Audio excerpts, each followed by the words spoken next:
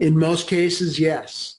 And what I do is I request all the discovery available in these cases, which is video, audio, records on machines, calibration records, maintenance records, accuracy checks, um, a chain of custody. I want to see everything.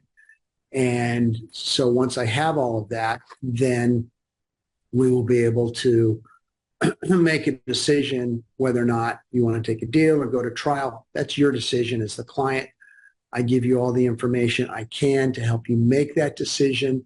But again, the final decision is always the client's. Discovery is something that has really come to a snail's pace in a lot of the counties in the San Francisco Bay Area.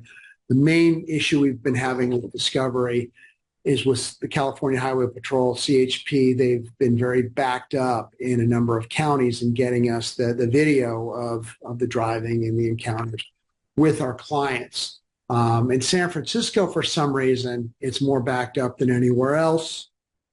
Other counties, it can be a few months. San Francisco, for whatever reason, the DA's office keeps telling us they don't have it, they don't have it, they don't have it.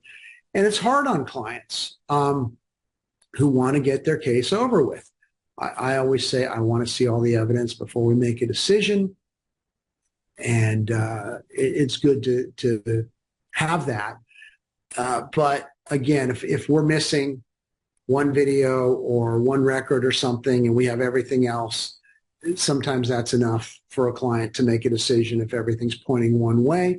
And then sometimes if they just can't get us this discovery, if a case is going to trial, what we're trying to do is have whatever came from that discovery excluded at trial because they've been unable to provide us with evidence that does exist. Hopefully, and in most cases, we have all the evidence to present to you, the client, to help make a decision on which direction to go with your case.